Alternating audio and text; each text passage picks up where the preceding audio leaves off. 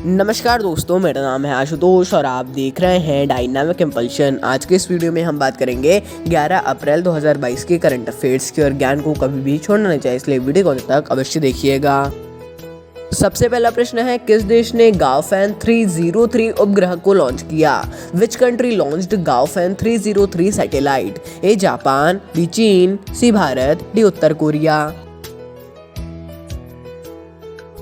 And the right answer is चीन। तो हाल ही में चीन ने पृथ्वी का अवलोकन करने के लिए अंतरिक्ष से अपना उपग्रह गाओफैन 303 को लॉन्च किया है। देखिए, इसको इसी प्रकार लिखिएगा 3 उसके बाद थोड़ी जगह छोड़ के स्पेस 03, क्योंकि गाओफैन 3 एक अलग है और ये इसका तीसरा संस्करण है, आप ऐसे ही समझ सकते हैं।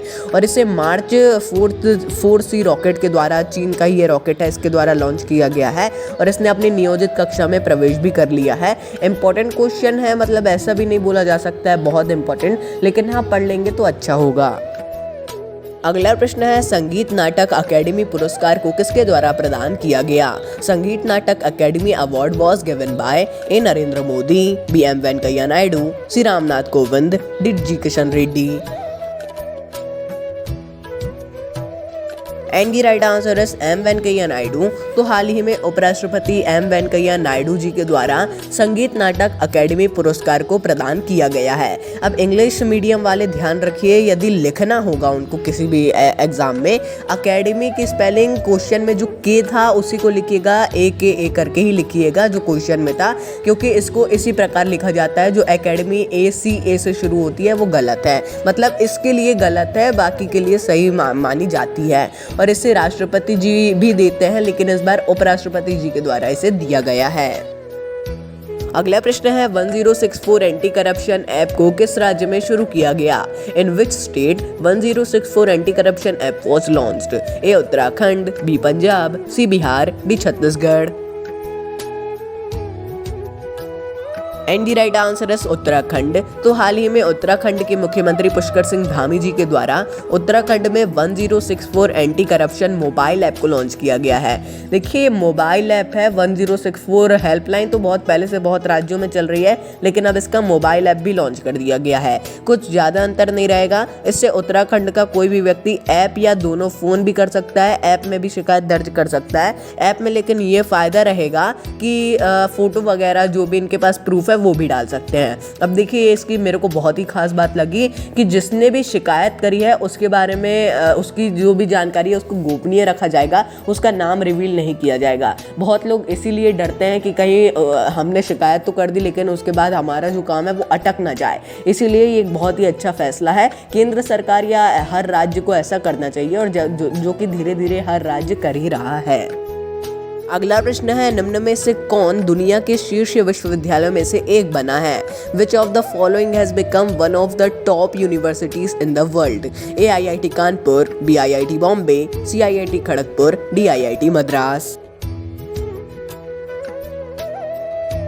And the right answer is IIT Kharagpur. तो इसको प्लीज ध्यान से समझिएगा। IIT खड़गपुर हाल ही में दुनिया के शीर्ष 100 विश्वविद्यालयों में से एक नामित किया गया है, क्योंकि ये अपने 19 विषयों का अध्ययन कराते हैं। देखिए, अध्ययन तो कराते हैं लेकिन ये बहुत ही अच्छे से अध्ययन कराते हैं। ये आ सकता है फिर भी इसमें और भी बहुत सा, मतलब बहुत है इसकी जानकारी, तो इसमें से कुछ भी दे सकता है, कोई भी पेपर हो उसमें से आ सकता है। करंट अफेयर की दृष्टि से देखा जाए तो प्लीज इसको आप और देखना चाहें तो देख सकते हैं। इसको QS रैंकिंग 2022 के अनुसार ये पूरी जानकारी है और इन्होंने बहुत से क्षेत्रों में अलग अलग रैंकिंग पाई है, आप उसको भी देख सकते हैं। हम 19 तो नहीं उपलब्ध करवा पा रहे थे इसमें, इसलिए हमने आपको डिस्क्रिप्शन में यदि उपलब्ध करा पाते हैं तो कोई भी हम उपलब्ध करा देते हैं एक लिंक, जिससे आप देख सकें।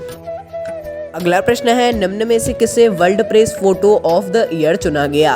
विच among the following was chosen as the world press photo of the year? आपको देखिए 4 फोटोज दिखाई जा रही हैं। अगर आपको ना दिख रहा हो तो लैंडस्केप कर लीजिए, इसको फुल स्क्रीन कर लीजिए, उससे आपको हो सकता है अच्छे से दिखने लगे, और बाकी आपको ऊपर तो अब आंसर में दिख जाएगी वो photo. And the right answer है, आपको फोटो भी दिखाई जा रही है। तो हाल ही में world press photo of the year 2022 का पुरस्कार दिया गया है। देखिए, इतिहास में पहली बार world press photo of the year 2022 में कोई भी व्यक्ति नहीं है। देखिए, आपको अब स्क्रीन पे बड़ी फोटो भी दिखाई जा रही है, इसमें कोई भी व्यक्ति नहीं है और ये इतिहास में ऐसा पहली बार हुआ है। देखिए, इसके बारे में भी समझिएगा। जितने पुरस्कार हैं उस पर एक वीडियो बना देते हैं हम, और भी बहुत से टॉपिक धीरे धीरे आने वाले हैं। यदि आप चैनल खोल के देखेंगे तो आपको पता चलेगा। अगला प्रश्न है, हाल ही में अवसर पहल की शुरुआत किसने की? Who has recently started the अवसर initiative? A. AAI, B. UIDAI, C. NCC, D. EPFO। And the right answer is AAI। तो यहाँ पर AAI का मतलब है एयरपोर्ट्स अथॉरिटी ऑफ इंडिया। तो हाल ही में एयरपोर्ट्स अथॉरिटी ऑफ इंडिया यानी कि भारतीय विमानपत्त प्राधिकरण के द्वारा अवसर पहल की शुरुआत की गई है। अवसर पहल क्या है? तो अवसर यहाँ पे स्टैंड करता है airports as venue for skilled artisans of the region. इसका हिंदी मीनिंग भी आप देख सकते हैं। इसका यही उद्देश्य है कि कुशल कारीगरों को चुनना और उन्हें अवसर प्रदान करना। इसका हिंदी मीनिंग यही रहेगा। अब और भी इसके बारे में आप पढ़ना चाहें तो पढ़ सकते हैं, बहुत ही अच्छा रहेगा। मतलब इम्पॉर्टेंट पहल तो है, जो भी ऐसी पहल आती हैं वो इम्पॉर्टेंट ही होती हैं, लेकिन इसके बाद यदि और कोई यही लॉन्च करता है कुछ और इम्पॉर्टेंट, तो उसको पढ़ लीजिएगा। और यदि इसको आप उतना ध्यान ना दें तो ना दें, लेकिन हाँ, अभी तो इस पे ध्यान प्लीज दीजिए। अगला प्रश्न है, हाल ही में किस राज्य में 9वीं से 12वीं तक के छात्रों को भगवद गीता पढ़ाना शुरू किया गया? Recently, which state started teaching Bhagavad Gita to the students of class 9th to 12th? A. Uttarakhand, B. Himachal Pradesh, C. Uttar Pradesh, D. Andhra Pradesh. And the right answer is Himachal Pradesh. तो हाल ही में हिमाचल प्रदेश सरकार ने अपने राज्य के 9वीं से 12वीं के छात्रों को भगवद गीता पढ़ाना शुरू किया है। देखिए, भगवद गीता पढ़ाना अभी वहाँ के केवल सरकारी स्कूलों में होगा। अब देखिए आगे यदि और भी रूल्स ले आते हैं प्राइवेट के लिए, तो देखिए गुजरात ने पहले इसे शुरू कर दिया है। गुजरात के बाद हिमाचल प्रदेश है। हरियाणा में इसके लिए थोड़े एलिगेशंस वगैरह भी लगाए गए थे, एक छोटी सी कंट्रोवर्सी हुई थी। आप उसके बारे में भी पढ़िएगा यदि पढ़ना चाहें, आपके पास टाइम हो, वरना इसके लिए टाइम वेस्ट करने की कोई भी ज़रूरत नहीं है। लेकिन ये क्वेश्चन मैं बोलूँगा कि इम्पोर्टेंट है और आप भी इसके बारे में और जानेंगे तो अच्छा ही होगा। अगला प्रश्न है, किस देश ने आपातकाल को समाप्त किया? Which country ended its emergency? A. Pakistan, B. Sri Lanka, C. Ukraine, D. Japan. The right answer है श्रीलंका। तो हाल ही में श्रीलंका के राष्ट्रपति हैं राजपक्षे, इन्होंने हाल ही में आपातकाल को रद्द करने की घोषणा की है। देखिए, लोगों के मौजूदा आर्थिक कठिनाइयों के खिलाफ 3 अप्रैल को बड़े पैमाने पर विरोध प्रदर्शन योजना के कारण आपातकाल लगाया गया था, लेकिन ये आपातकाल सफल नहीं हुआ। उसके बाद भी प्रदर्शन हुआ है, अब इसको रद्द कर दिया गया है। इंपॉर्टेंट क्वेश्चन मैं नहीं बोलूँगा इसे, और पढ़ेंगे तो अच्छा ही होगा। बाकी मेरी ये सलाह होगी, इसके बारे में हमने जितनी जानकारी दी है वो पर्याप्त ही होगी। अगला प्रश्न है, 11 अप्रैल को किसकी जयंती मनाई जाती है? Whose birth anniversary celebrated on 11th April? A. Savitribai Phule, B. Jyotirao Phule, C. Surdas, D. Sant Namdev.